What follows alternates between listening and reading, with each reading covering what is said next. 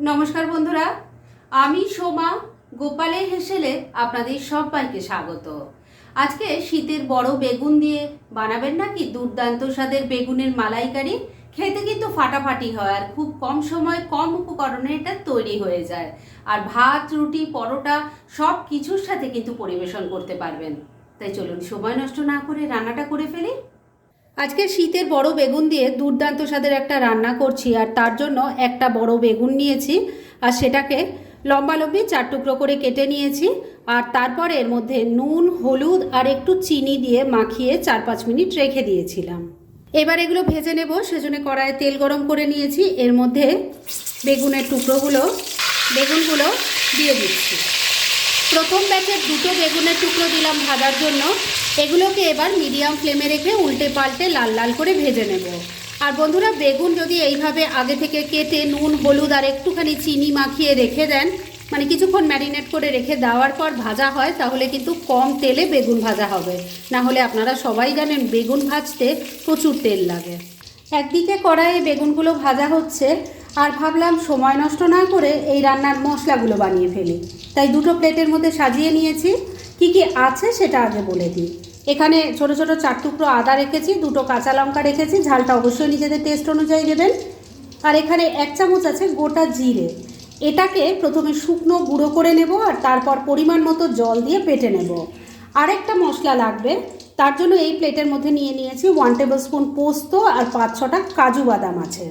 এটাকেও প্রথমে শুকনো গুঁড়ো করে নেব আর তারপর পরিমাণ মতো জল দিয়ে বেটে একটা মিহি পেস্ট তৈরি করে নেব। তাহলে এই 2টো মশলা তৈরি করে নিয়ে তারপর নেক্সট স্টেপের দিকে এগোচ্ছি। মশলাগুলো সব তৈরি করে রেখে দিয়েছি, আর মশলা তৈরি করতে করতে বেগুনগুলো দেখুন ভেজে তুলে নিয়েছি। বেগুন ভাজার পর যতটুকু তেল আছে তার মধ্যেই বাকি রান্না হয়ে যাবে। এর মধ্যে প্রথমেই দিয়ে দিলাম অল্প একটু পাঁচফোড়ন, দিয়ে দিলাম একটা তেজপাতা, একটা শুকনো লঙ্কা, এর সাথে দিয়ে দিলাম গোটা গরম মশলা, যার মধ্যে আছে 2-3টে এলাচ, 2-3টে লবঙ্গ আর ছোট ছোট 2টো দারচিনি। ফোড়নটাকে ভাজা ভাজা করে নিচ্ছি। ফোড়নটা ভাজা ভাজা হয়ে গেছে, এর থেকে খুব সুন্দর গন্ধ বেরোচ্ছে। এবার এই গরম তেলের মধ্যে দিয়ে দিচ্ছি একটু কাশ্মীরি মির্চ পাউডার, এতে কালারটা খুব ভালো আসবে। এর সাথেই দিয়ে দিলাম একটুখানি টমেটো কেচাপ।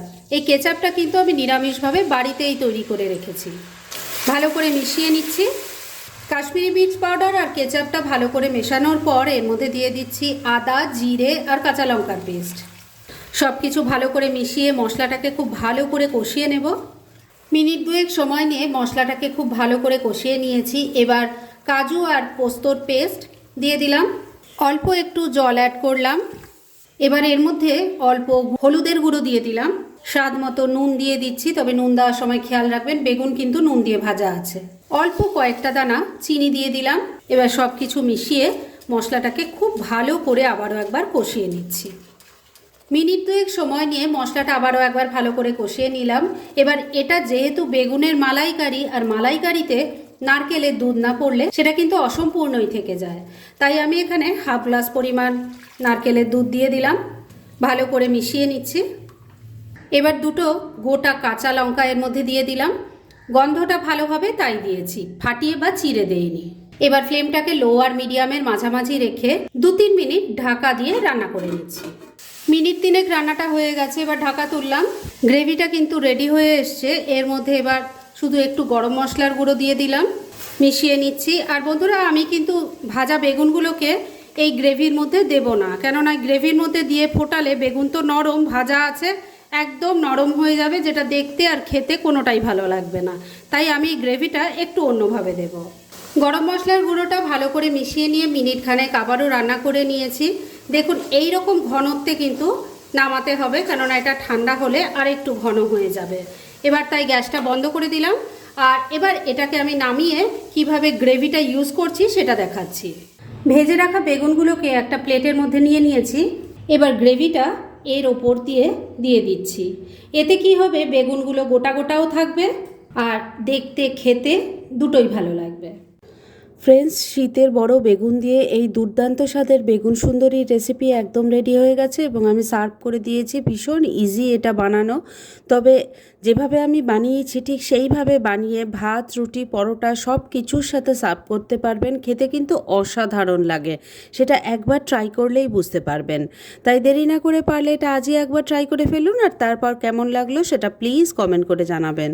এরকম ধরনের অনেক ভালো ভালো নিরামিষ রান্নার রেসিপি আপনারা গোপালের হেসেল সার্চ করলেই পেয়ে যাবেন, যার মধ্যে থেকে কিছু কিছু আমি সাজেস্টেড বক্সেও দিয়ে দেব, সেখান থেকেও আপনারা দেখে নিতে পারেন। তাই গোপালের হেসেল অবশ্যই ভিজিট করুন।